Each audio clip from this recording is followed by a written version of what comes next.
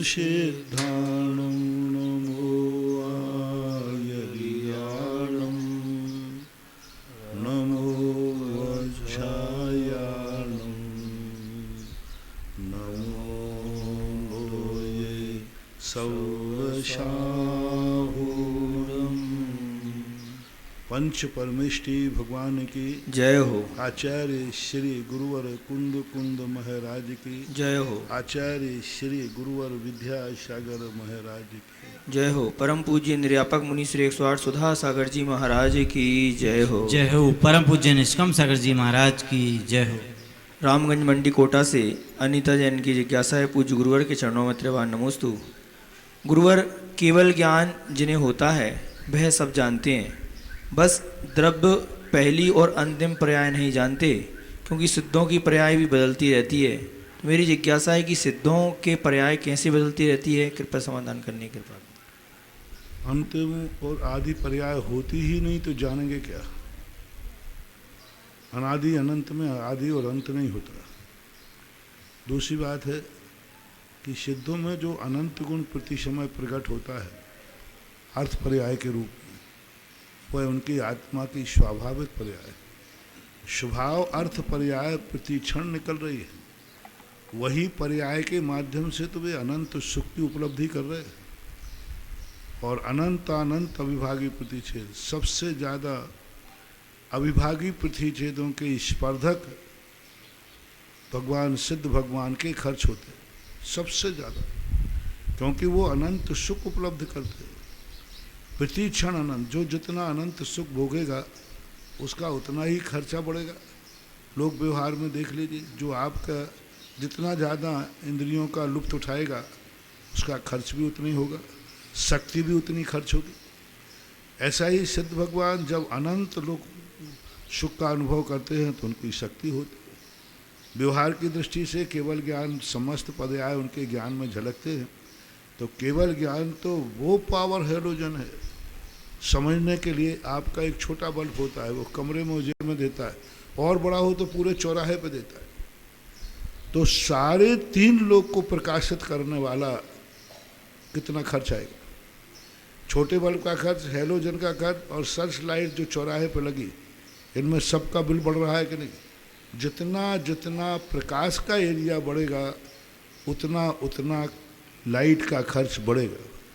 इसी प्रकार ज्ञान में होता है, जितना जितना व्यक्ति का ज्ञान बढ़ता है उतना ही उनका अविभागी शक्त्यंश खर्च होते हैं, नियम से होते हैं। वो तो 3 लोग को जानते, लोकाकाश अलोकाकाश, इतने सबको प्रकाशित कर रहे हैं, तो उनका तो खर्च होना निश्चित है।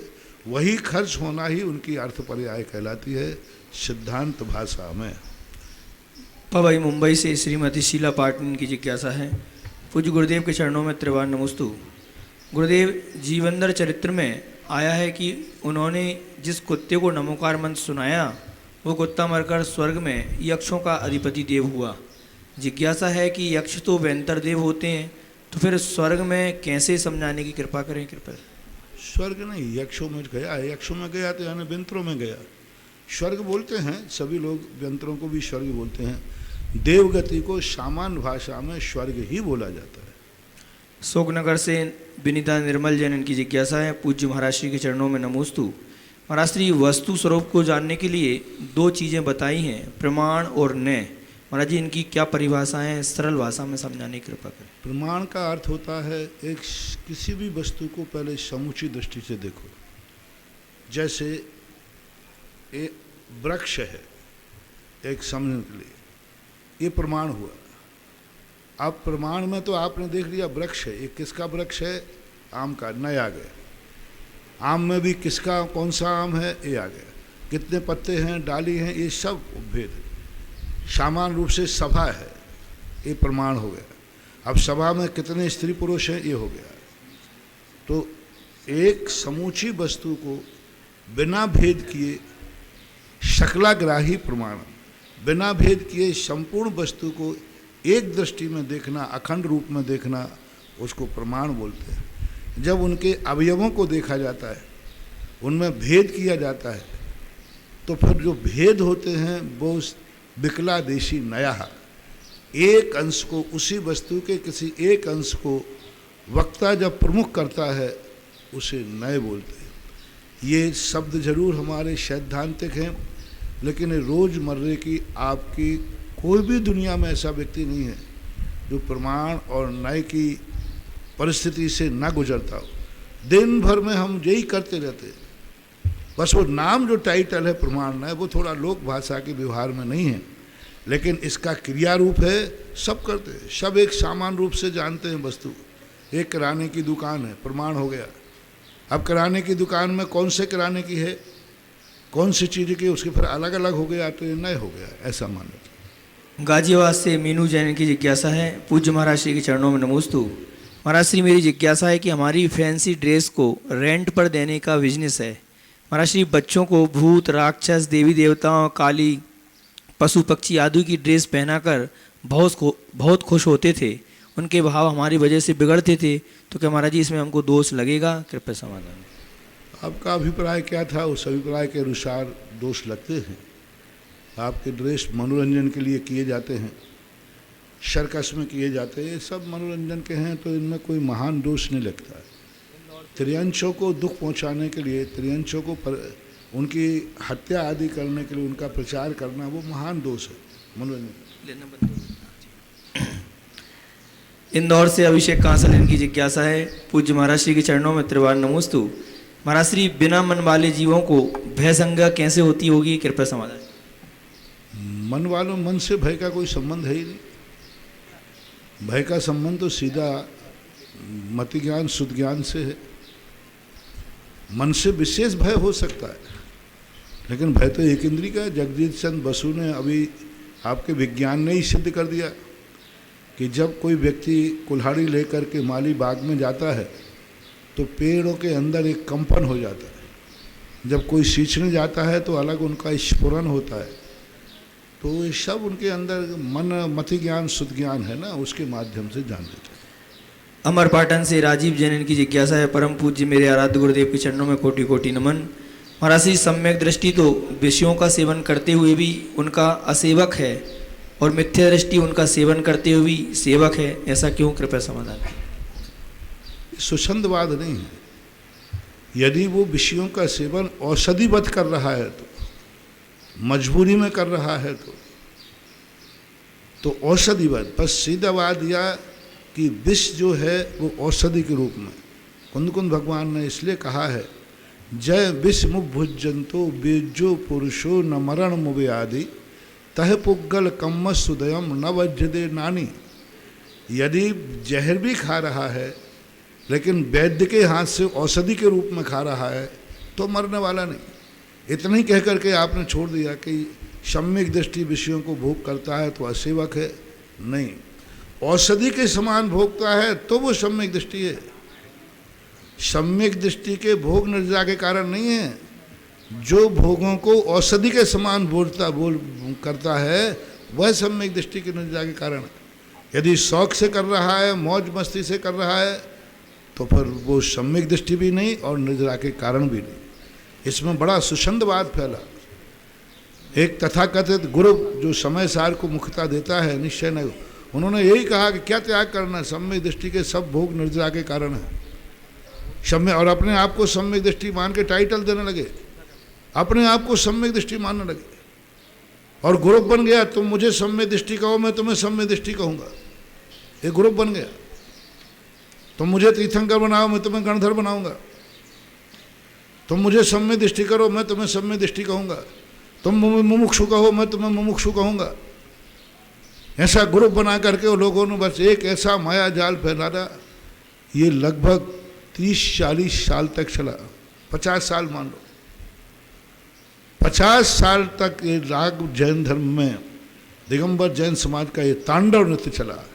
सम्यक दृष्टि के भोग निर्जरा के कारण, त्याग व्रत सब बंद के कारण, त्याग व्रत बंद के कारण, ब्रह्मचर्य व्रत निर्जरा का कारण है। ये आश्रव तत्व की भूल है। मैंने खुद पढ़ा, पेपर पढ़ा जो परीक्षाएं लेते, बहुत बड़ा अनर्थ हुआ। और ये इतना ज़्यादा प्रचार हो गया कि सम्यक दृष्टि सुछंद हो गया, कुछ भी खाएं। ऐसे ऐसे लोग देखे मैंने कि जो विधान करा रहे पंडित थे, गुटखा खाते थे। बोले मैं कर थोड़ी रहा हूँ, विधान करा रहा हूँ।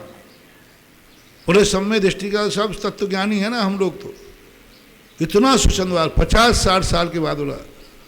1996 के बाद जब ये चीज़ बढ़ी, तब इसी सुचंदवाद का खंडन करने के लिए श्रमण संत की संस्थान की स्थापना हुई, और उस सांगानेर के बाद अब देश में थोड़ा सा राहत की सांस मिली। और सबसे पहले पूज्यवर गुरुदेव आचार्य विद्यासागर महाराज ने जो प्रवेश किया, उनसे लोगों ने समझा कि व्रत बंद के कारण नहीं है और भोग निर्जरा के कारण नहीं। और जब पंडितों के रूप में आया तब इसी बात को लेकर के तो हुआ था। 3-4 बातें थी जिन कारण से सांगानेर की स्थापना हुई। बहुत बड़ा गलत है। औषधिवत मैं भी प्रवचन देता हूँ, मैं भी बोलता हूँ, सम्यक दृष्टि भोगों को औषधि के समान भोगेगा। अब आप खुद निर्णय कीजिए कि आप औषधि के समान खा रहे हैं कि शौक मौज मस्ती कर रहे हैं। 5 इंद्रियों के भोग जो आप भोग रहे हैं, औषधि मान के भोग रहे हैं या मौज मस्ती में भोग रहे हैं? आप किसी गार्डन में गए हैं, मौज मस्ती के लिए गए हैं कि औषधि के लिए हवा खाने गए हैं क्योंकि आपको ऑक्सीजन चाहिए? कि ब्यूटी पार्लर सुंदरता देखने गए हैं कि हवा खाने गए? हवा खाने गए हैं, शरीर की स्वस्थता के लिए गए, औषधिवत मौज मस्ती के लिए गए हैं। तो आप देख लीजिए सम्यक दृष्टि का जो कुंद कुंद भगवान, यदि कुंद कुंद स्वामी के अनुसार सम्यक दृष्टि बनना चाहते हो तो आप गार्डन घूमने नहीं जा सकते, आप स्विमिंग पूल में नहीं नहा सकते, नहाओगे तो, लेकिन शौक के लिए नहीं नहा सकते। पंडित जी साहब हुए हैं बीना के बंशीधर जी पंडित जी साहब, उन्होंने कहा था कुंद कुंद स्वामी के अनुसार व्यक्ति कपड़े धोएगा, साफ करेगा, लेकिन प्रेस नहीं कराएगा। पहनेगा, साफ पहनेगा, लेकिन प्रेस नहीं कराएगा, टिनोपाल नहीं देगा और कल्प नहीं करेगा। सम्यक दृष्टि जीव कुंद कुंद भगवान के अनुसार सम्यक दृष्टि अपने आप को सब कुछ करेगा। कपड़ा लेने जाएगा, मजबूत कपड़ा लेगा, टिकाऊ लेगा, लेकिन मैचिंग नहीं करेगा कि कौन सा कपड़े कलर मैचिंग नहीं करेगा। सम्यक दृष्टि कलर मैचिंग नहीं करेगा, कपड़े की मैचिंग करेगा कि कपड़ा मजबूत होना चाहिए, सस्ता और टिकाऊ होना चाहिए, लेकिन मैचिंग नहीं करेगा। तब उनको उनके बहुत पहले की घटना है, जब बीना में था मैं, तब उन्होंने बात, फिर मैंने भी देखा, मैंने कि बिल्कुल सही है, सम्यक दृष्टि के भोग निर्जरा के कारण हैं। ये जो सम्यक दृष्टि का बनना चाहते हैं कुंद कुंद के अनुसार, उनको अपने जीवन को हर भोग औषधि बनाना पड़ेगा। पहले जांच की जाएगी कि तुम बीमार हो कि नहीं, और बीमारी पाई गई और फिर तुम दवाई खा रहे हो तो फिर समझ लेना। रोटी खा रहे हो, भूख है कि नहीं, पहले ये चेक करो। मशीन पे जाएगी कुंद कुंद भगवान के, ये भूख लगी थी इसलिए तुमने रोटी खाई है कि ब्याई जी आ गए थे तो शौक से खाइए? चाय तुमने क्यों पी है? शौक से पी है कि भूख लगी थी, रोग की दवाई थी? मेडिकल सर्टिफिकेट दो, मेडिकल सर्टिफिकेट चाहिए, जांच चाहिए। आप रोटी भी शौक से नहीं खा सकते, भूख लगी है, क्षुधा रोग का आप निवारण करेंगे, रोटी आपको निर्जरा का कारण बनेगी। दूध आपने पिया है तो किस लिए पिया? आपके शरीर के लिए ताकत चाहिए, टॉनिक चाहिए, इसलिए पिया, निर्जरा का कारण बनेगा। कोई भी चीज आप शौक से नहीं कर सकते। सबसे पहले आप बीमारी सिद्ध कीजिए, जांच कराइए कुंद कुंद स्वामी की मशीन पर, और फिर आप उसकी दवाई लीजिए, फिर आप उस भोग को ग्रहण करेंगे, वो निर्जरा का कारण बनेगा। लोगों ने इसका मजाक बना लिया था और ये तांडव नृत्य 50 साल तक चला, और 50 साल तक समय सार के नाम पर सोनगढ़ से शुरू हुआ था और सारे भारत में फैला, क्योंकि मुनि महाराज ज़्यादा थे नहीं, महाराज जो थे वो बहुत सीमित थे, भारत बहुत बड़ा था, तो इस कारण से। लेकिन अब नहीं है, अब तो बहुत कम हो गया, अब तो वो भी भाषा बोलने लगे, हाँ ये ठीक तो नहीं है। सूरज से बहव काला इनकी जिज्ञासा है, पूज्य गुरुदेव के चरणों में तिरवार नमोस्तु।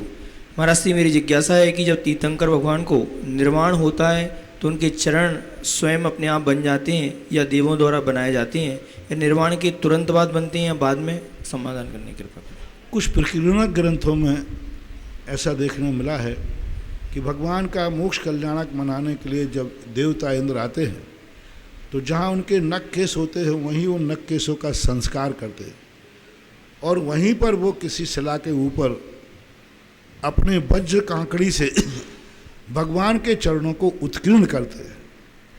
ऐसा प्रकीर्ण ग्रंथों में कुछ मिलता है। मूल ग्रंथों में इस संबंध में कोई चर्चा, चरणों के स्थापना की चर्चा कि हमें कोई देखने में नहीं आया। आष्टा से डॉक्टर मगन जैन, इनकी जिज्ञासा है, पूज्य गुरुदेव के चरणों में त्रिवार नमोस्तु। महाराज श्री जिज्ञासा है कि बंधित कऊ पारिणामिक उच्चा, इस सूत्र में पारिणामिक से क्या आशय है एवं पारिणामिक से बंध कैसे होता है, कृपया समाधान। पारिणामिक का अर्थ है स्वाभाविक। जहाँ बंधेदिकऊ पारिणामिक उच्चा, जहाँ दो अधिक होंगे वहाँ बंध जो है अपने आप स्वाभाविक पारिणामिक बंध हो जाता है। कोई किसी को बनाने की जरूरत नहीं पड़ती। दो परमाणु मिलेंगे, उसमें स्निग्ध रूप से गुणों को देखा जाएगा और अपने आप स्वभाव से बंद हो जाते हैं। रावत भाटा से नकुल जैन, इनकी जिज्ञासा है, पूज्य गुरुदेव के चरणों में नमोस्तु। महाराज श्री छह ढाला के चौथी ढाल के 9वें पद में लिखा है, सम्यक ज्ञानी होए बहुरी दृढ़चारित लीजिए। गुरुदेव कैसे पता चलेगा कि सम्यक ज्ञान हो गया है, अब चारित्र लेना है, समाधान करें। सामान्य रूप से मालूम है हमें चरणानुग के अनुसार कि हमें सब हे उपाधि पता चल गया कि ये पुद्गल है, आत्मा है, ये है। आगम के अनुसार जो एक चरणानुग की परिभाषा एक श्रावक के लिए बताई है, कुंद समंतभद्र महाराज पुजवर ने पूरे श्रावक की बड़ी सरल परिभाषा ली चरणानुग के अनुसार। सच्चे देव शायद गुरु पर विश्वास कर रहा है, वो सम्यक दृष्टि है, सम्यक ज्ञानी है। इस पर 3 मूर्ताओं से बचा है, वो सम्यक ज्ञानी है, सम्यक दृष्टि है। 8 मदों से जो बचा हुआ है वो सम्यक दृष्टि है, सम्यक ज्ञानी है। और ऐसा जिसने मान लिया है तो सम्यक ज्ञानी हो बहुत दृढ़चारित लीजिए। दृढ़चारित के साथ लेना ही पड़ेगा। पूज्यवर मेमीचंद महाराज ने गौमठ सार के अंदर बहुत सुंदर बात कही कि वास्तविक सम्यक दृष्टि यदि है, यदि कोई कारण नहीं है, शक्ति का भाव है, बीमार है, द्रव्य छेद काल भाव अनुकूल नहीं है, उसको छोड़ करके झटती तुरंत वो चारित्र का भाव करता है। सम्यक दर्शन, सम्यक ज्ञान होते ही वो चारित्र का भाव करेगा ही करेगा। कम से कम 2 प्रतिमा ले लेगा। 2 प्रतिमा लेने से एक फायदा है, सम्यक दृष्टि अकेले बन गए तो सम्यक दृष्टि का अर्थ होता है नींव, जमीन के अंदर नींव होती है। नींव भरने से तुम्हारे प्लाट पे कब्जा तो हो गया, लेकिन पड़ोसी की गंदगी अभी तुम्हारे प्लाट में आ रही है। बरसात होगी तो पड़ोसी की गंदगी आएगी, और कम से कम उस नींव के ऊपर यदि 2 फुट दीवार उठा दी तो ऊपर की बरसात का स्वच्छ पानी तो आएगा, लेकिन आजू बाजू की गंदगी तुम्हारे प्लाट में नहीं आएगी। इसलिए कहा कि यदि तुम अधिक चारित्र ले पाओ या ना ले पाओ, मकान बना पाओ या ना बना पाओ, नींव को कम से कम 2 फुट ऊंचे उठा दोगे तो आजू बाजू की गंदगी तुम्हारे प्लाट में नहीं आएगी। यदि 2 प्रतिमाएं भी आपने ले ली तो आपके आजू बाजू की जो असंयम की गंदगी थी वो गंदगी तुम्हारी जिंदगी में प्रवेश नहीं करेगी, क्योंकि उसमें 2 प्रतिमाओं की बाउंड्री उठ गई। झटत ही तुरंत लेना चाहिए, ऐसा इनका भाव समझना चाहिए। लक्ष्मी नगर दिल्ली से कुसुम लता सोगानी, इनकी जिज्ञासा है, परम पूज्य महाराज श्री के चरणों में नमोस्तु। महाराज श्री, क्या जीव का ऊर्ध्वगमन करना स्वाभाविक गुण है, कृपया समझाने की कृपा करें। स्वाभाविक गुण, क्योंकि कोई भी वस्तु नीचे नहीं जाना चाहिए। कोई भी वस्तु, कोई भी जीव आत्मा को नीचे का नाम नहीं, हर व्यक्ति ऊंचे उठना चाहता है। पूज्यवर पूज्यपाद स्वामी ने एक स्पष्ट शब्द दिया, स्वाभाविक गति। क्योंकि हर व्यक्ति हर बार यही बात करता, मैं ऊंचा उठूं, धन में मैं ऊंचा उठूं, इज्जत में मैं ऊंचा उठूं, ध्यान, सब चीज में। कौन व्यक्ति कहता है कि मैं नीचे गिरूं? हर व्यक्ति ऊंचे उठना चाहता है। तो ऊंचा उठना जिसके अंदर बार बार स्वाभाविक रूप से बनी है, उसी स्वभाव के कारण आज उसको इतना मौका मिला है कि वो इतना ऊंचा उठ गया कि सिद्धालय तक पहुंच गया, यूँ मानना चाहिए। और महाराज जी, 12वें गुणस्थान बनने पर मोक्ष का टिकट कन्फर्म हो जाता है क्या, कृपया? 8वें गुणस्थान में हो जाता है। यदि छपक श्रेणी पहुंच गया तो हो जाएगा। 12वें में तो हो ही गया, क्योंकि 12वें गुणस्थान का व्यक्ति लौट के वापस नहीं आता। महाराष्ट्र ईचलकरंजी से प्रकाश जी पहाड़िया, इनकी जिज्ञासा है, पूज्य महाराज श्री के चरणों में नमोस्तु। महाराज श्री, भगवान बाहुबली सीधा आत्म साक्षात्कार करना चाहते थे, उनकी साधना भी विशेष थी। गुरुवर, ऐसा कौन सा अवरोध आया कि तट तक पहुंचकर भी वे आगे नहीं बढ़ सके, कृपया समाधान। मन की स्थिरता है, कुछ ऐसा फर्क नहीं पड़ता। बाहुबली को तो 1 साल लगा, ऋषभदेव को तो 1000 साल लगे, महावीर स्वामी को 12 साल लगे।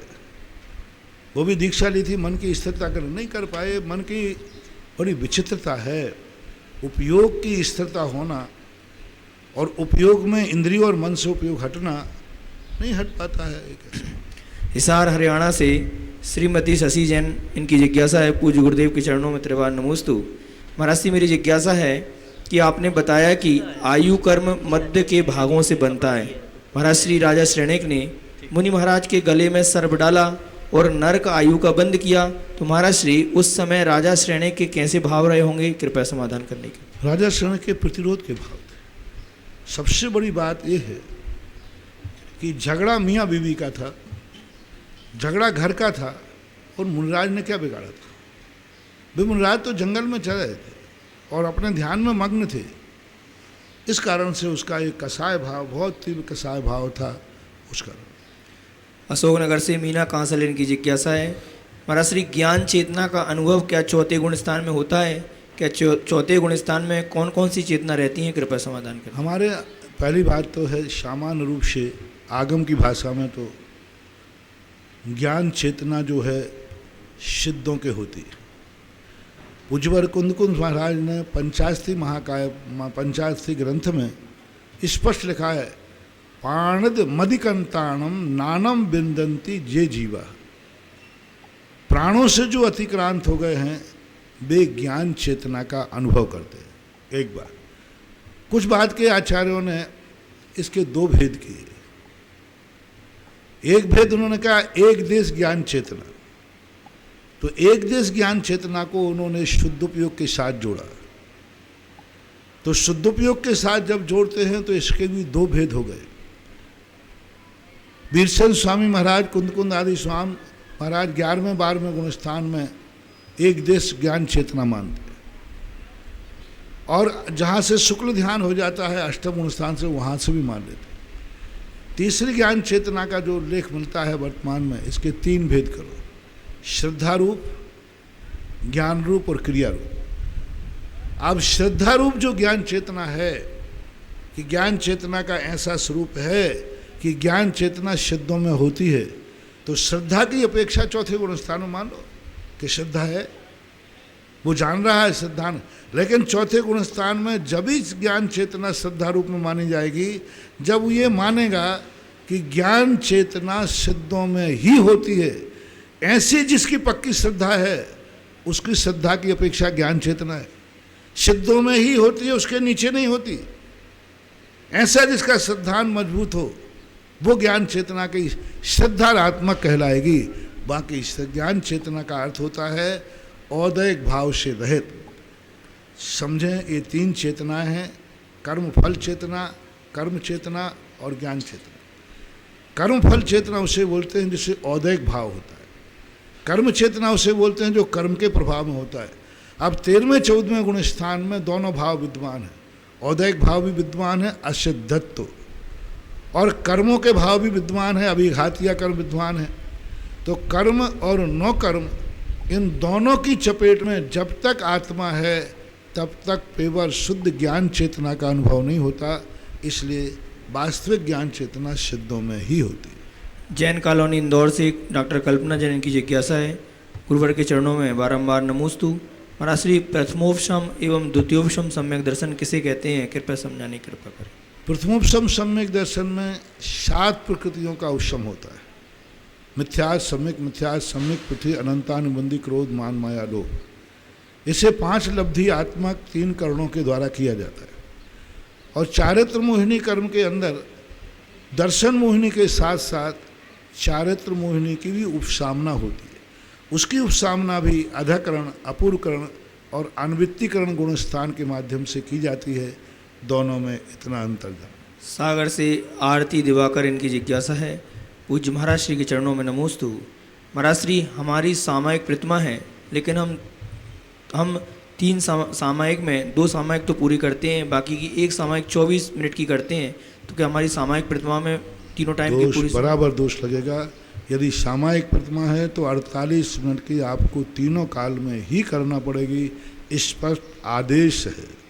सामायिक प्रतिमा, दूसरी प्रतिमा वाला भली सामायिक को कम कर सकता है, लेकिन तीसरी प्रतिमा वाले को तो 48 मिनट कम से कम एसेंशियल आवश्यक है।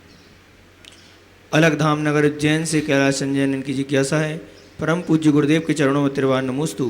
महाराज श्री, जिज्ञासा समाधान में आपके प्रवचन से है कि जिस जीव की एक या दो इंद्रियों का अभाव होता है वह बहुत ही चतुर और चालाक होता है। यह कहावत भी सही होती दिखती है। मेरी जिज्ञासा है कि गुरुदेव ऐसे जीव क्या कर्म करे होंगे तब इनको ये इंद्रियां कम हुई होंगी समाधान करने के। एक दो इंद्री का अभाव होता है ऐसा तो शायद नहीं कहा होगा। ये कहा होगा कि जो काना अंधा होता है उसकी दूसरी इंद्री प्रवर होती है। अंधा होना अलग चीज़ है और इंद्री से रहित होना अलग चीज़ है। इंद्री से रहित होना 2 इंद्री 3 इंद्री है। थोड़ा आपके सुनने में अंतर आ गया होगा। इंद्री का अर्थ होता है जिसकी नेत्र इंद्री कमज़ोर है, अंधा है, तो अंधे व्यक्ति का मन बहुत तेज होता है, देखा भी गया। उनके कान बहुत तेज होते हैं क्योंकि उनका सब कुछ कानों से करना पड़ता है। जो बहरे होते हैं, गूंगे होते हैं, उनका मन बहुत चलता है क्योंकि उनकी एनर्जी कानों और मुख्य माध्यम से नहीं निकल रही, उनका सब मन उनके आना है। ये ऐसा कोई प्रसंग आया होगा, उस प्रसंग में कहा होगा। अशोकनगर से विनीता जैन की जिज्ञासा है। पूज्य गुरुवर के चरणों में नमोस्तु। महाराज श्री, आगम कहता है कि बहुत लोग हिंसा कर रहे हैं और पर फल एक को मिलता है, और एक हिंसा कर रहा है और फल बहुत लोगों को मिल रहा है। इसको कैसे समझें कृपया? ऐसा नहीं हो सकता। कहीं ना कहीं से आपने उस पाप की अनुमोदना जरूर की। आपने पाप किया नहीं है, लेकिन करने वाले का आपने सपोर्ट किया होगा, करने वाले का आपने समर्थन किया होगा। करने वाले ने आपको कुछ ना कुछ, आप कहीं ना कहीं से उससे जुड़े हुए हैं, बिना उसके फल नहीं मिलता। परम पूज्य आचार्य गुरुदेव श्री विद्यासागर जी महाराज के आज्ञानुवर्ती शिष्य नरियापक श्रवण मुनि पुंगव श्री सुधासागर जी महाराज के मुखारबिंद से होने वाले जिज्ञासा समाधान में देश विदेश में अपने घरों पर टीवी के समक्ष विराजित भक्तगण, जिज्ञासा भेजने वाले, सुनने वाले, देखने वाले, उन सभी भक्तगणों की ओर से गुरुवर के चरणों में त्रिवार नमोस्तु नमोस्तु नमोस्तु। आज भी इस क्षेत्र पर बनने वाले सहस्कूट जिनालय हेतु 172 में एक प्रतिमा श्रीमती चंदा, अशोक कुमार, नीतिका, अमित, कुमार, सौम्या, अंकित, निष्ठा जैन घी वाले परिवार निवासी ललितपुर प्रवासी भोपाल। एक प्रतिमा एक एकत्र माता पिता की स्मृति में नीलेश, विनीता, प्रिंस, शिमी जैन सानोदा वाले सागर। सभी के दान की अनुमोदना में सम्मान में तालियां। हम चलते हैं जिज्ञासा समाधान की ओर। बंधु, मैं आपसे कहना चाहता हूं कि इस क्षेत्र का एक बहुत बड़ा अनूठा अलौकिक दृश्य उपस्थित होने वाला है। आने वाले 21 जून को भव्य जिनालयों का, त्रिकाल चौबीसी का और साथ ही नंदीश्वर जिनालय के शिलान्यास का शुभ अवसर मिलेगा। सभी महानुभावों तक सूचना पहुंच चुकी है। कमेटी ने, क्षेत्र कमेटी ने भी मोबाइल के द्वारा सूचना दे दी है और डायरेक्ट में लाइव के माध्यम से कहना चाहता हूं कि आप सभी लोग अपनी अपनी व्यवस्था के साथ तैयारी करके 20 तारीख की सायंकालीन बेला तक आसपास किसी भी क्षेत्र पर रुक सकते हैं जहां आपकी सुविधा हो, जहां आपकी सुविधा बन सके। प्रातःकाल ठीक 5, सवा 5 बजे तक आपको चमलेश्वर जी पहुंच जाना है, क्योंकि सुबह प्रातःकाल में ठंडे ठंडे मौसम में हमें शिलान्यास आदि की समस्त क्रियाओं को संपन्न करना है। इस बात का विशेष ध्यान रखेंगे और समय के साथ चल करके आपके द्वारा दिए गए दान की अनुमोदना में आपके हाथों से ही ये शिलान्यास की महत्वपूर्ण क्रिया हम कराएंगे। ऐसा पावन अवसर आपको मिला है। आइएगा, चलते हैं जिज्ञासा समाधान की ओर ऑनलाइन रिकॉर्डिंग के माध्यम से। ललितपुर से शीलचंद जैन अनोरा परिवार का मेरे गुरुवर सुधारस देने वाले नयापाक मुनि पुंगव श्री सुधासागर महाराज को त्रिवार नमोस्तु। गुरुवर, हमारी जिज्ञासा है कि भगवान महावीर स्वामी को 26 जितनी प्राचीन मूर्ति है वो उतनी ही अतिशयकारी है, क्योंकि उसको उतने लोगों ने नमोस्तु किया है और उतने अच्छे लोगों ने नमोस्तु किया है। चौथे काल की मूर्ति 2000-3000 वर्ष पुरानी है, तो उस मूर्ति को उन्होंने भी नमोस्तु किया है जो आज भगवान बन गए। चौथे काल की मूर्ति क्यों अतिशयकारी है कि उस मूर्ति के सामने किसी ऐसे महामना ने पूजा की कि वो उनकी पूजा अभिषेक करता था, बाद में मुनि बनकर वो खुद भगवान बन गया। जिस मूर्ति की पूजन करने वाला भक्त भगवान बन गया हो, उस मूर्ति का तो अपने आप अतिशय बढ़ेगी। जिस मूर्ति के दर्शन करने से लोग मुनि बन जाते हैं, बड़े बड़े महामुनिराज बन जाते हैं, उस मूर्ति का अतिशय तो बढ़ेगा। मान लो कोई श्रावक जिन मूर्तियों का निरंतर अभिषेक पूजन करता था और बाद में वो मुनि बन जाए, तो समझ लेना चाहिए उस मूर्ति में दम है और अतिशय अपने आप है, क्योंकि इस मूर्ति का दर्शन करते करते लोग भगवान बन गए, इस मूर्ति का अभिषेक पूजन करने वाले मुनिराज बन गए। तो इस प्रकार की कुछ श्रद्धात्मक पद्धतियाँ होती हैं जिनके माध्यम से हम इस प्रकार की बात कर सकते हैं, कर देते हैं।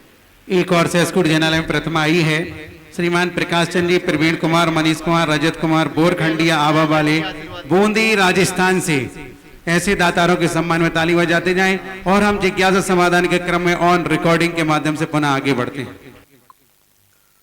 परम पूज्य निर्यापक श्रमण रत्न मुनि पुंगव श्री सुधा सागर जी महाराज के श्री चरणों में सुरेंद्र भारती परिवार का त्रिवार नमोस्तु।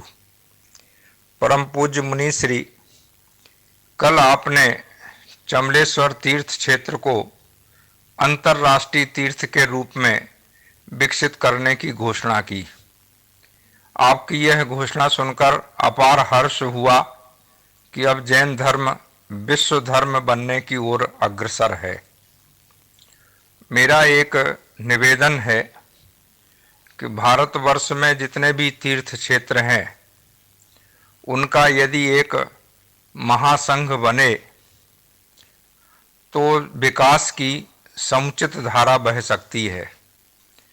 इस हेतु प्रारंभिक चरण में आपकी प्रेरणा से जिन जिन तीर्थों का विकास हुआ है, जिन जिन तीर्थों की स्थापना हुई है, उन तीर्थों का भी यदि महासंघ बने तो उन तीर्थों पर एक जैसी भक्ति की धारा बहेगी, एक जैसी सुविधाएं होंगी और तीर्थ क्षेत्र के साथ साथ जो पर्यावरण संरक्षण, शिक्षा के केंद्र, विद्यालय, महाविद्यालय, औषधालय, वृद्धाश्रम आदि समग्र विकास हो सकेगा। गुरुवर, इस विषय में मार्गदर्शन की अपेक्षा है। आपका विचार तो अच्छा है। इसी बात को लेकर के आचार्य समंतभद्र महाराज जो आर्यनंद के गुरु थे, आज से 40-50 साल पहले उन्होंने तीर्थ क्षेत्र कमेटी की स्थापना की थी और केंद्रीकरण किया था। लेकिन धीरे धीरे कमेटियां क्या होती हैं, मूल उद्देश्य तो भूल जाते हैं और परंपराओं में उलझ जाती है और उनके ऊपर एक राजनीति का भूत सवार हो जाता है। रही बात है कि एक सीमित आचार विचार वाले जो तीर्थ क्षेत्र हैं, इनके संबंध में विचार किया जा सकता है। अभी तक जितनी कमेटियां हमारे प्रति समर्पित रही हैं, वे आज भी समर्पित हैं। वहाँ की विचारधारा प्रायः सब में एक समान एक स्थिति चल रही है। रही बात उनके संगठन की, तो संगठन के संबंध में वैचारिक जो मतभेद होते हैं वो व्यक्तिगत व्यामोह नहीं छोड़ पाते। अभी हमने जितने विद्यालय खोले, इसकी एक केंद्रीय शिक्षा परिषद का निर्माण किया था किशनगढ़ के चतुर्मास के अंदर, कि सारे केंद्रीय का सब कुछ लेकिन जो व्यक्तिगत विद्यालय हैं वे अपनी स्थानीय मोह का व्यामोह नहीं छोड़ पाते। वो अपने आप को जो कुछ भी, यदि कोई अच्छा विद्यालय चल रहा है तो वो दूसरे को सहयोग नहीं देना चाहता, वो अपने यहाँ सब कुछ करना चाहता है। तो जो व्यक्तिगत बात, जो क्षेत्रवाद का मोह है, मैंने सोचा था कि सारे विद्यालयों की एक केंद्रीय शिक्षा बना दी भी गई, अध्यक्ष मंत्री बनाए, सदस्य भी बनाए, लेकिन जहाँ गांव के जहाँ विद्यालय हैं वे कोऑपरेट नहीं करते, वो व्यक्तिगत व्यामोह में पड़ जाते हैं। वो कहते हैं कि जो कुछ खींचातानी हो जाती कि जो कुछ भी लाभ मिले मुझे मिले, दूसरे के लिए एक दूसरे को सहयोग करो तो देने को तैयार नहीं होते। तो कुछ बढ़ता, हालांकि उसका प्रयास चल रहा है, किया था, अभी वो कमेटी कायम है और कुछ, लेकिन बार बार उनको वैसे वो बार बार वो घरेल अवैल होता है ना, उसको बार बार अड़ी लगाना पड़ता है। अपने आप उत्साह नहीं, हमें खुद कहना पड़ता है भाई मीटिंग उनको है, सबको इकट्ठे होना है। अब वो मेरे प्रभाव के कारण सब इकट्ठे हो जाते हैं, लेकिन अपने आप शौक से जो इकाइयाँ होती हैं वे केंद्र से जुड़ना नहीं चाहते, क्योंकि उनका व्यक्तिगत मोह होता है कि जो जहाँ का होता है बस उसी से संबंध में कुएं के मेंढक के समान इनका व्यामोह होता है। मेरी जैसी विचारधारा नहीं है कि मैं तो चाहता हूँ कि सारा भारत अपना है, सारे क्षेत्र अपने हैं, लेकिन कमेटियों में ऐसी विशालता नहीं है। वे अपने क्षेत्र को ही मानेंगे, वो हमें ही छोड़ देंगे, हम दूसरे क्षेत्र पर जाते हैं, उनको महाराज से फिर कोई मतलब नहीं रहता।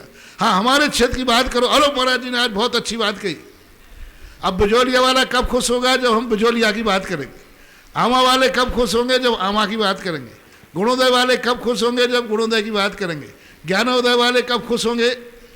तुरंत जिसके क्षेत्र का नाम मैं लेता हूँ तुरंत साहब महाराज जी आज मजा आ गया, मैंने आज क्या बात हो गई, मैं ध्यान नहीं देता मुझे, अरे महाराज जी आज आपने हमारे क्षेत्र का नाम लिया। अब मैं चौलेश्वर का नाम ले रहा हूं, किसी के कान पर जुआ नहीं रेंग रहा है। अब चौलेश्वर की मैं प्रशंसा कर रहा हूं, चौलेश्वर महिमा गा रहा हूं, उसको कोई कोड नहीं कर रहा। दूसरा क्षेत्र वाला आज तक नहीं कह रहा महाराज जी आज मजा आ गया, चौलेश्वर क्षेत्र भी हमारी बराबरी वाला क्षेत्र बन रहा है। और तो कह रहे हैं, लेकिन दूसरा क्षेत्र वाला नहीं कह रहा है। दूसरे क्षेत्र वाले को तो लगेगा अरे चौलेश्वर बना तो क्या बना, हमारे क्षेत्र में आवे तो बात बने। तो ये जो इकाइयों के अंदर व्यामोह है व्यक्तिगत क्षेत्रों का, इस व्यामोह से निकालने का प्रयास तो मैं कर रहा हूँ, सोच रहा हूँ। हालांकि सब में यही है, चौलेश्वर वाले भी चौलेश्वर की बात करेंगे तो खुश होंगे, दूसरे से उनको कोई मतलब नहीं है। और दूसरे की बात करें तो और महाराज ने कौन से क्षेत्र को ले दिया, ये इनकम तो हमारे चौलेश्वर में आना चाहिए। तो ये भाव हो जाता है। यदि कोई दूसरे क्षेत्र की घोषणा करे और तुम लोग सुन लो ना, अरे भैया ये तो दूसरे क्षेत्र की बात यहाँ क्यों, इसको अपने क्षेत्र में आना चाहिए। विशालता लाओ, विशालता लाओ हर इकाई वालों। भारत का कोई भी दिगंबर तीन क्षेत्र है वो सब अपना क्षेत्र है, एकीकरण करो। अब विचार तो बना रहा हूँ सुरेंद्र जी, अब कहाँ तक सफल होता हूँ ये एक बात अलग है। परम पूज्य महाराज श्री, आज एक जिज्ञासा है विवेक जैन इंदौर की कि महाराज श्री प्रातःकाल आपने कहा था कि अपने जीवन में मंदिर भले ही ना बना पाओ लेकिन किसी भी क्षेत्र को भूमि दान अवश्य करना। तो हमें ये बात समझे नहीं आई कि मंदिर बनाने में पुण्य ज्यादा है कि भूमि दान देने में पुण्य ज्यादा है। कभी आप मंदिर की महिमा बताते हैं, कभी भूमि की बताते हैं। तो हम अल्पज्ञों के लिए हम क्या करें ताकि हम उसमें आगे जुड़ बड़ी सकें? चीज है भूदान। भूदान किसी खेती के लिए नहीं देना, व्यापार के लिए नहीं देना, क्योंकि उसमें तो गलत हो जाएगा। भूमि देना किसी धार्मिक क्षेत्र के लिए। आज प्रातःकाल मैंने कहा भूदान देने वाला व्यक्ति एक ऐसी अमीरी पाता है कि उसका खुद का मकान नहीं होता है, सारी दुनिया उसके मकान में रहती है। जय हो। भरत चक्रवर्ती का उदाहरण क्या है? बाहुबली को पसीना आ गया कि मैं कहाँ जाऊं, लोग व्यंग करने लगे, बाहुबली कहाँ छोड़ के जाओगे, सारी भूमि भरत की है, ऐसा लोकोक्ति है, आगम नहीं है। तो कहने का अर्थ है कि भरत को ऐसा क्या मिला कि जिसने सारी भूमि, पूर्व में उसने किसी तीर्थ क्षेत्र को अपनी भूमि दान दी होगी, अपनी भूमि पर कोई तीर्थ क्षेत्र बनाया होगा। आज पूरे 6 खंड का राज है। भगवान केवल ज्ञान कर प्राप्त करेंगे तो उसकी भूमि पर, मुनिराज विहार करेंगे तो उसकी भूमि पर, मंदिर बनेगा तो उसकी भूमि पर, दुनिया जुटबेगा, अन्न उपजेगा तो उसकी भूमि पर। ये विशालता उनके लिए होती है। और जिनेंद्र भगवान के मंदिर के लिए जमीन देना, यदि आपको दो में से एक निर्णय करना हो कि जमीन दूं कि मूर्ति दूं, सांसारिक वैभव की दृष्टि से बता रहा हूं, दो दृष्टिकोण। यदि आपको संसार नहीं चाहिए, संसार की सुख समृद्धि नहीं चाहिए, आप पुण्य से उब गए हैं, मोक्ष जाना चाहते हैं मात जितने जल्दी हो सके, तो सबसे बढ़िया मूर्ति दान, मोक्ष जाने के लिए, संसार में नहीं, दान दौलत। और यदि आप चाहते हैं सांसारिक सुख समृद्धि कि मैं संसार में जब तक रहूं मेरे पास मकान रहे, जायदाद रहे, संपत्ति रहे, सब कुछ रहे, तो सबसे पहले आपको जिनालय, जिनालय के पहले भूमि दान। सबसे ज़्यादा आपको जब तक आपके पास बनाने को मकान नहीं होगा, जमीन नहीं होगी, तो आप बनाओगे कहाँ? तो यदि सांसारिक समृद्धि चाहिए है तो सबसे पहले मंदिर के लिए, तीर्थ क्षेत्रों के लिए जमीन दान देना चाहिए। पहले के लोग देखो, जब हम गाँव में जाते हैं तो मंदिरों के लिए जमीन लगी रहती थी। हमारे जमीन में उपजा हुआ अनाज भगवान की सेवा में जाएगा, मंदिर की व्यवस्था में जाएगा। ये कोई ऐसे पागल नहीं थे वो लोग, अपनी जमीन जायदाद लगा गए, मंदिर के लिए लगा के गए। जमीन खेती किसानी थी, है अभी भी गांव में, आज धीरे धीरे उनकी परंपरा खत्म हो रही है। तो सबसे पहले यदि आप अपनी अमीरी चाहते हैं, समृद्धि चाहते हैं, तो पहला नंबर यदि आपको किसी तीर्थ क्षेत्र पर जमीन देने का मौका मिले तो वो सबसे बड़ा भाग्यशाली है जिसकी जमीन पर तीर्थ क्षेत्र बने। अभी तक तो मेरी दृष्टि में एक व्यक्ति आया है जिसने अपनी जमीन पर तीर्थ क्षेत्र बनाने की घोषणा की। जमीन उसकी थी, तीर्थ क्षेत्र है एमपी के अंदर गुना जिले में बीनागंज। बीनागंज के अंदर क्षेत्र बनने की बात आई, एक ही व्यक्ति ने अपनी पूरी जमीन, ऋषभ जी मनोज जी के करके है जी, हाँ, और उन्होंने अपनी मेन हाईवे पर पूरी जमीन जितनी थी पूरी जमीन दान में दे करके आज उसी भूमि पर तीर्थ क्षेत्र बन रहा है। तो मेरा आपसे बहुत अच्छी तरह कहना है अपने भक्तों से कि सबसे पहले तीर्थ क्षेत्र पर यदि कहीं तुम्हें तीर्थ क्षेत्र बने और तुम्हें भूदान का मौका मिले तो चूकना नहीं, पूरी भूदान कहो कि जितनी भूमि ली जाए तीर्थ क्षेत्र जिस पे बने वो भूमि मेरी तरफ से हो। यदि पूरी न दान कर सके तो उसमें पार्टिसिपेट कर ले, अंश रूप में एक एक बीघा कर ले, एक एक एकड़ कर दे, हेक्टेयर कर ले, जो तुम्हारी शक्ति बने। सबसे पहला दान सांसारिक समृद्धि की अपेक्षा बोल रहा हूं, भूदान। दूसरा दान यह है, जब भूदान में यदि आप ना दे पाए तो फिर मंदिर दान। सबसे पहला मंदिर दान, मंदिर में दान दो। मंदिर दान देने से तुम्हारी सांसारिक सुख समृद्धि बढ़ेगी। धर्मशाला दान, संतशाला दान, आवास दान, आज प्रातःकाल जो कहा आवास दान, आवास दान दिए बिना कोई भी व्यक्ति मरण को प्राप्त ना करे। वो इसलिए कह रहा हूं कि मंदिर को या धमान को हमें मंदिर नहीं बनवाना, क्योंकि कहीं ऐसा ना हो कि आज तुम्हारे पास मकान जायदाद है, कल के दिन तुम फुटपाथ पे जन्म लो। जो व्यक्ति आवास दान दिए बिना मर जाता है उसका जन्म तो भली होगा लेकिन फुटपाथ पे होगा, ना मकान होगा ना जमीन होगी उसकी। इसलिए मेरा हर व्यक्ति से कहना है कि सबसे पहले ए नंबर के बाद प्रातःकाल कही थी कि वो ए नंबर के लोग जिनके पास रहने को मकान है, उसके बाद भी जमीन है, प्लेटफार्म में बहुत सारी जमीनें हैं, बहुत अच्छा है आपने पूर्व भाव में जमीन दान दी होगी। कुछ लोग दुनिया में ऐसे हैं जिनके पास एक जमीन गज भर की जमीन नहीं है, तुम्हारे पास इतनी जमीन है कि बहुत ज़्यादा। तो आप अगले भाव में बोया था, इधर जरूर आप तीर्थ क्षेत्र पे जमीन दान। तीर्थ क्षेत्र पे जमीन दान नहीं मिले तो किसी शहर में कॉलोनी में जब मंदिर बने तो आप अपनी तरफ से जमीन देकर उस जमीन पर मंदिर बनवा करके मरण को प्राप्त होना। दूसरी बात मैंने कही थी, उतना नहीं कर सके तो एक संतशाला जरूर बनवा के मरना। उतना नहीं कर सके तो ये तो मस्ट एंड मस्ट है कि किसी न किसी क्षेत्र पर एक धर्मशाला का कमरा बना करके ही मरना। ये तो सारे जगत से मेरा कहना है, कायस्वर कर लो, नियम कर लो कि एक कमरा तो किसी क्षेत्र पर नहीं मिलेगा तो किसी शहर में जहां भी हो धर्मशाला का एक कमरा जरूर बनाएंगे साधर्मी को। यदि इन तीन में आपको सफलता ना मिले तो फिर किसी करुणा दान के रूप में किसी गौशाला में, किसी गरीब के लिए भले आप छत ना दे सके तो एक बरसात में बरसाती की झोपड़ी जरूर बनाकर 4 महीने उसकी सुरक्षा कर दें, बरसाती की चाहिए, लेकिन एक आवास दान आपको देना है। चाहे वो बरसाती का आवास दान बना के दो, चाहे लकड़ी का आवास दान बना के दो, कोई भी आवास दान आपको बना करके देना है। गरीब से लेकर गौशाला से लेकर धर्मशाला, संतशाला, भगवान के मंदिर की जो आपकी हैसियत हो वो जरूर से जरूर करना। वो इसलिए करना कि जब तक संसार में हो तो अपने बाप के मकान में तुम जन्म सको और जब तक संसार में हो अपने बेटे के मकान में मर सको। जन्मना के मेरा सिद्धांत है, जन्म सही ज्ञानी कौन? जो बाप के बने हुए मकान में जन्मेगा और बेटे के बने हुए मकान में मरेगा। कितनी पीढ़ी सुधार दी बोलो।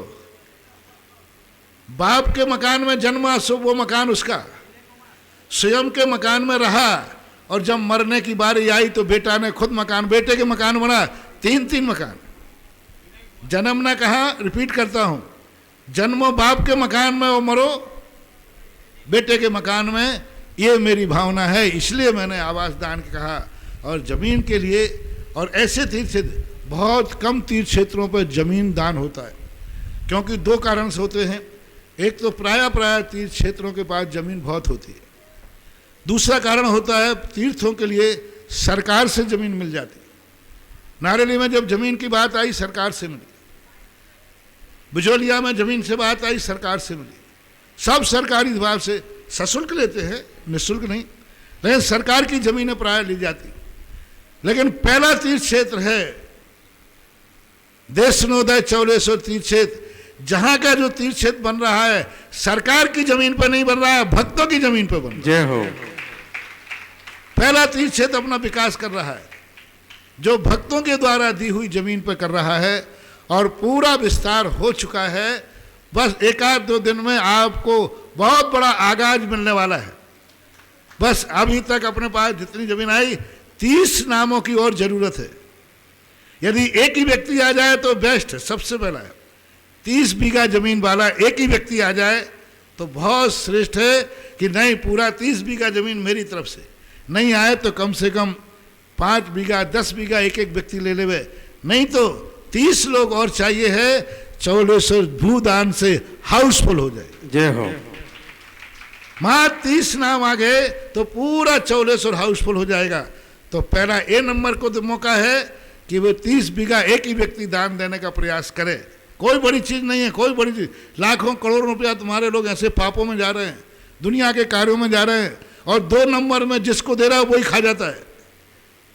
100-100, 200-200 करोड़ रुपया लोग उड़ा जाते, यूं खा जाते। जिसको दिया तुमने 2 नंबर का पैसा दूसरे के हाथ में गया तो अब उम्मीद सगा ब्याह जी नहीं देवे लौटा के, रिश्तेदारों को दे दो वही लेने, तो करोड़ों रुपया आप लोगों का यूं चला जाता है। लेकिन आपके द्वारा जमीन दी हुई पर इतना बड़ा महातीर्थ क्षेत्र बने जो हमेशा के लिए सारा जगत का ब्रह्मांड देखेगा। क्षेत्र किसी ने भी बनाया हो, लेकिन भूदान तो भरत चक्रवर्ती की है। वो जरूर जो भूदान देता है वो हमेशा भूपालक प्रजापति बनता है। इस प्रकार की आज आपको बहुत बड़ी प्रश्न के माध्यम से, बस अभी तक अबे चुप थे क्योंकि एक घोषणा की थी मैंने बिजोलिया में चौलेश्वर के दान के लिए, वो आज तक पूरी हो गई। अब थोड़ा सा और विस्तार, क्योंकि मैं कोई काम छोटा मोटा करता नहीं, मेरे पैर विष्णु कुमार जैसे पैर हैं। जय हो। तुम 3 पैर की जगह भर दे दो फिर सारा ब्रह्मांड नाप दूंगा। 3 पैर की जगह मांगी थी विष्णु कुमार ने और 3 पैर में ही सारा ब्रह्मांड नाप दिया। ऐसे ही मेरी आदत है, तो मैं तो विष्णु कुमार के समान हूं। आपने जो दी थी वो पूरी कर दी, अब 30 बीघा और आगे बढ़ना है, उसके लिए 30 व्यक्ति आ जाए तो विष्णु कुमार का 3रा पैर भी कहीं ना कहीं रखा जाए। जय हो। बंधु ये मौका मिला है हमको मात्र 30 सदस्यों के लिए। फर्स्ट तो क्या कहा है कि एक ही व्यक्ति अपनी ओर से 30 नाम दे सकता है, 30 की स्वीकृति ले सकता है, नहीं तो 10, 5 ऐसे करके भी ले सकते हैं, क्योंकि भूदान सर्वोत्तम दान है। जिस पावन धरा पर जिनालय बनेगा, जिन मंदिर बनेगा, न्यूज से लेकर ऊपर तक, जिसपे बेदी भी होगी, भगवान भी होंगे, वो कितना भाग्यशाली होगा। वो गर्व के साथ कहेगा मैंने वो भूमि दान दी है जिस पर अनंत भगवान का जिनालय निर्मित हुआ है। और ऐसे विष्णु कुमार महामुर्राज की छवि को प्रदर्शित करने वाले संत सुधा सागर जी महाराज के आशीर्वाद से जो आप दान दे रहे हो, ऐसा मान के चलना कि आपका दिया हुआ दान आज से ही एक बड़ वृक्ष के रूप में फल देने वाला होगा। तो जिनको भी अपनी तीर्थ क्षेत्र के मुख्य स्थान पर सबसे पहले इन दानवीरों का लगेगा जिनकी भूमि पर ये तीर्थ क्षेत्र विकसित होगा। जय हो। पाटिया लिखा जाए उनका, क्योंकि वो चाहे या नहीं चाहे, लेकिन भावी इतिहास के लिए यह जरूरी है। एक और महाराज श्री आज अति से हुआ है आपके आशीर्वाद से। आपने संरक्षक सदस्य की राशि 1 कलश घोषित की थी, लेकिन एक भक्त ऐसा है हमारे पास किशनगंज बिहार से, विजय कुमार जी, अजमेर आर्यंत प्रिंटर्स, महावीर मार्ग किशनगंज, उन्होंने कहा मैं संरक्षक बनूंगा लेकिन 1/11 में बनूंगा। देखिएगा अपनी भावनाओं से उन्होंने खुद अपनी भावना व्यक्त की है। दूसरे संरक्षक में नाम है विशाखा जैन पुत्री श्रीमती विजय लक्ष्मी जैन, E405 राधा विल्टेज गोवर्धन रोड मथुरा से। सभी के सम्मान में तालियां। महाराज जी आपके मुखारबिंद से और आपके आशीर्वाद से क्षेत्र कमेटी ने ये भावना भाई दी कि चौओर मेगा हाईवे तो है, लेकिन मेगा हाईवे से यात्रियों को यहां तक पहुंचने में बहुत असुविधा होती है और आपके मुखारबिंद से आशीर्वाद मिला। लेकिन एक भक्त ऐसा था जिसने महाराज जी 2 दिन लेट सुना और जैसे ही सुना तो तुरंत ये संदेश दिया कि महाराज जी से आशीर्वाद दिलाओ और 4 व्हीलर गाड़ी भी मैं अपनी ओर से इस क्षेत्र के लिए प्रदान करना चाहता हूं। वो परम भक्त हैं ऐसे विनय भाई आवाजी जैन परिवार अहमदाबाद गुजरात से, जिन्होंने महाराज श्री चमलेश्वर नहीं आए थे, बिजौलिया में थे। बिजौलिया के पंचगढ़ में एक धर्मशाला की घोषणा एडवांस में क्षेत्र के लिए कर दी थी। ऐसे पुण्यार्जक के सम्मान में जितनी तालियां हो जाओ उतनी ही कम है। बोलिए पार्श्वनाथ भगवान की। देखो इन्होंने कितना बड़ा पुण्य है। सबसे पहले इन्होंने वाहन दान किया, हर क्षेत्र पर एक वाहन दान देते हैं धर्म के लिए। सबसे बड़ा वाहन दान दिया था इन्होंने रणथंभौर के अंदर।